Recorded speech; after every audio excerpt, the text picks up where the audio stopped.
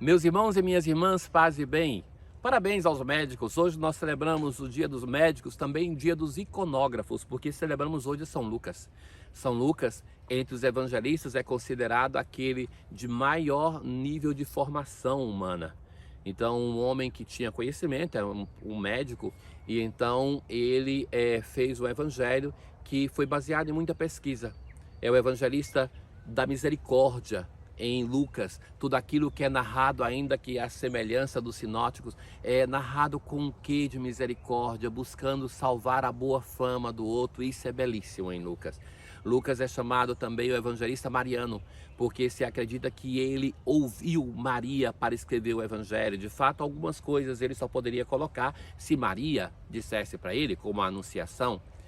E alguns ícones importantes do mundo, como aquele da padroeira da Polônia, é atribuído a São Lucas, porque é considerado um iconógrafo também. Então, este evangelista aqui, eu tenho uma predileção para com Lucas, por esse seu modo de narrar a história de Jesus, cheio de misericórdia, de ternura, que é de uma beleza ímpar.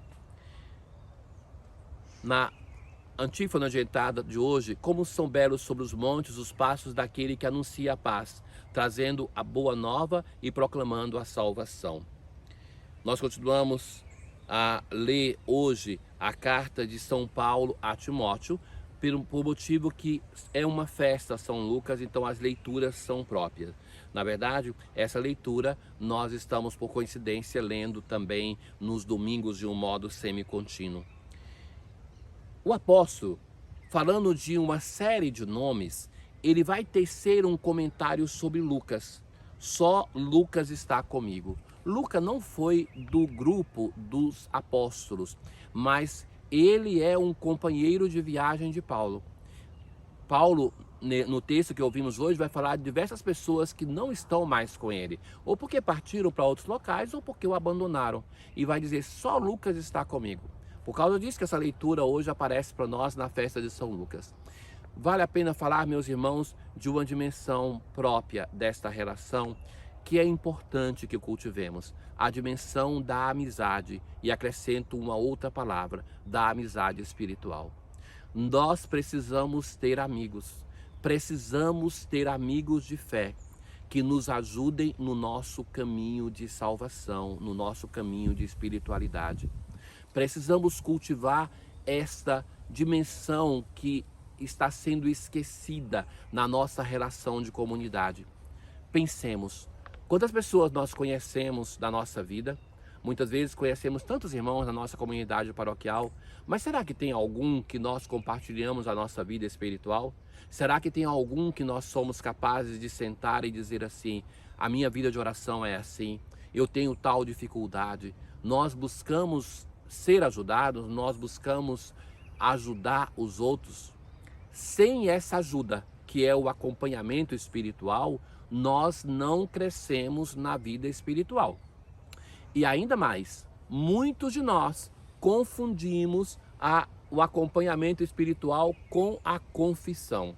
O confessor não é acompanhador espiritual. São duas funções diferentes.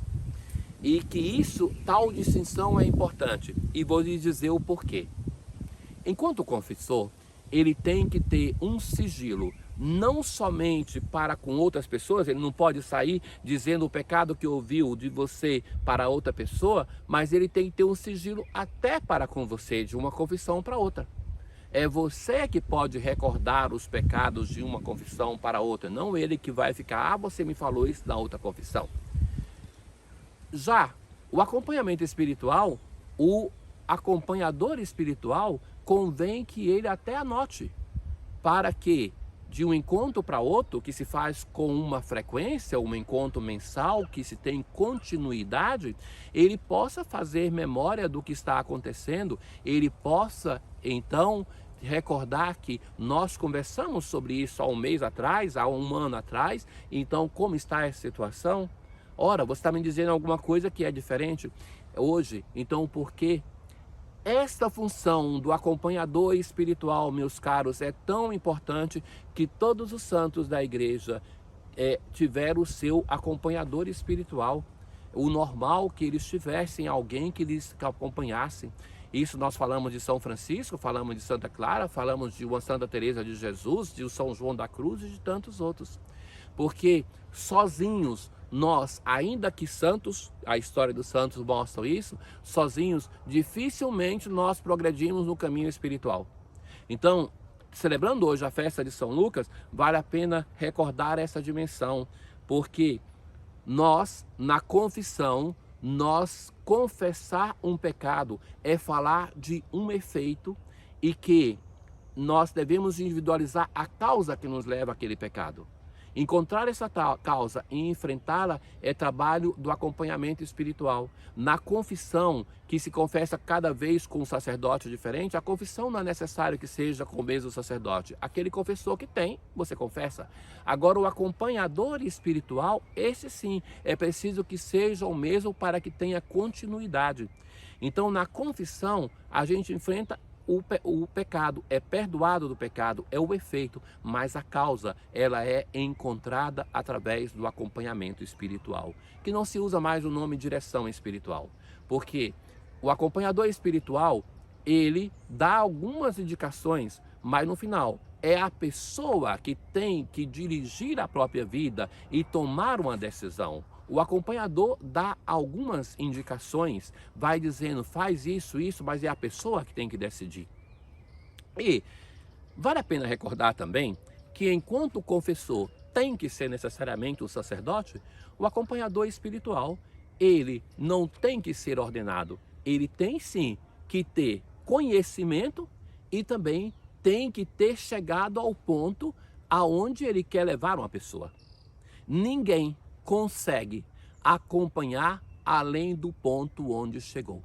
Ninguém vai ser um acompanhador espiritual para ajudar alguém a se tornar um orante se ele não é orante. Se uma pessoa tem problema com a obediência, ele não vai conseguir acompanhar alguém para ser obediente.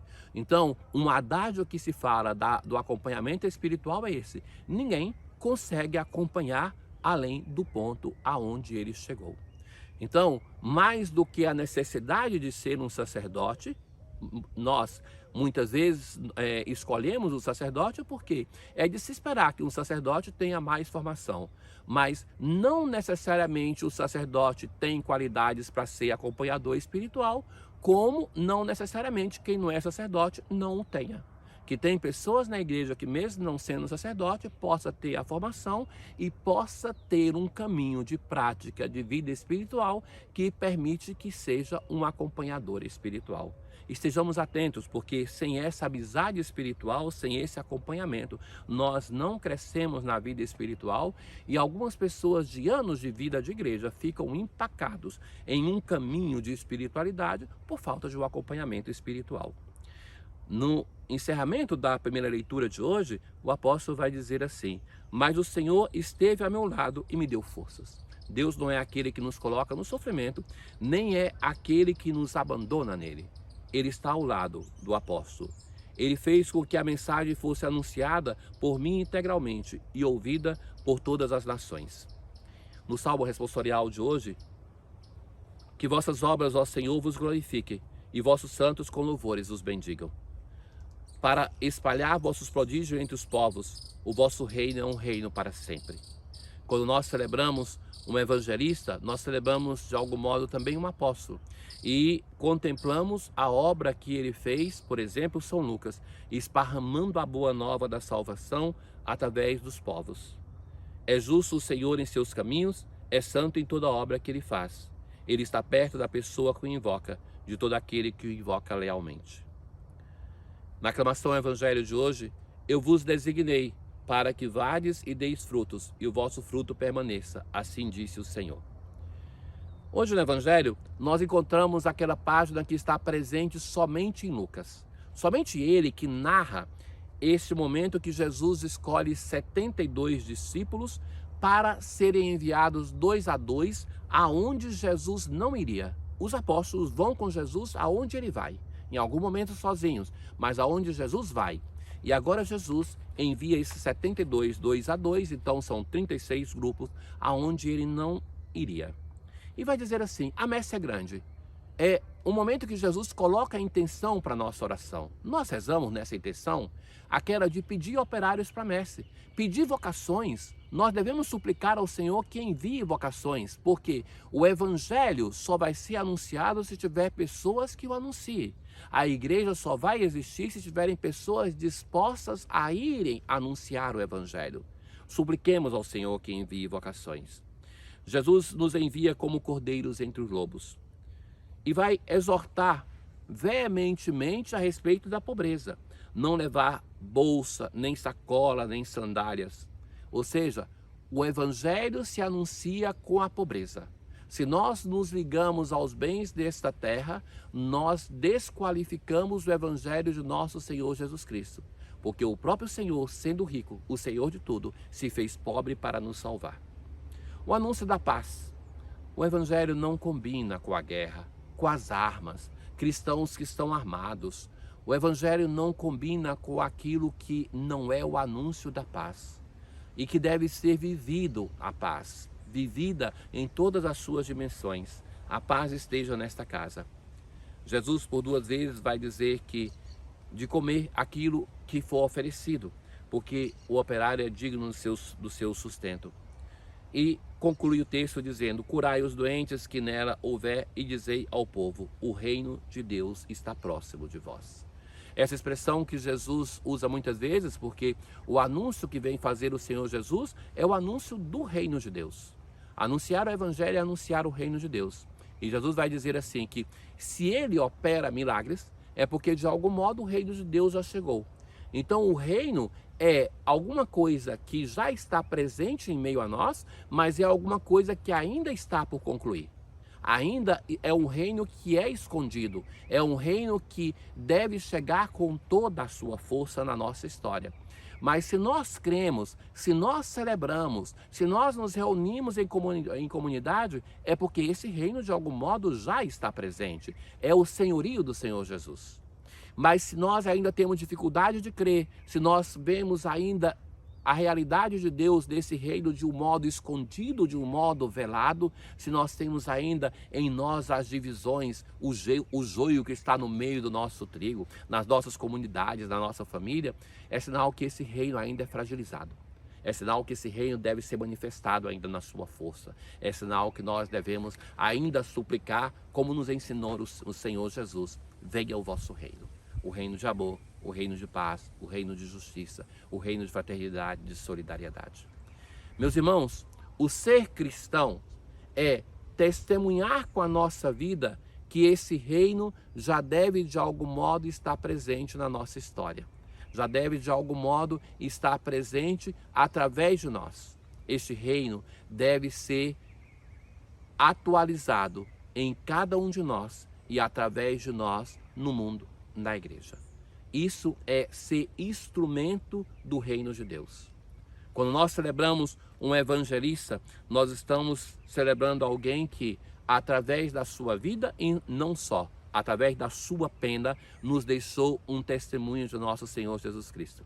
Eu me recordo sempre que no tempo que eu vivia em Pádua, aonde está o corpo de São Lucas, a relíquia de São Lucas na Basílica de Santa Justina, quando chegavam os peregrinos brasileiros para visitar a Basílica de Santo Antônio, então eu os encorajava também a visitar a Basílica de São Lucas, e eles me perguntavam assim: mas esse São Lucas, o que ele fez de milagre?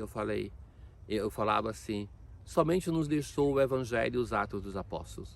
Isso para dizer que tanto que nos deixou, e que se nós cremos é porque esses homens se dedicaram a transmitir para nós a imagem de nosso Senhor Jesus Cristo. Ó Deus, que escolheste São Lucas para revelar em suas palavras e escritos os mistérios do vosso amor para com os pobres, concedei aos que já se gloriam do vosso nome perseverar num só coração e numa só alma, e a todos os povos do mundo ver a vossa salvação. Tenham todos um bom dia. O Senhor esteja convosco, Ele está no meio de nós. Abençoe-vos o Deus Todo-Poderoso, o Pai, o Filho e o Espírito Santo. Paz.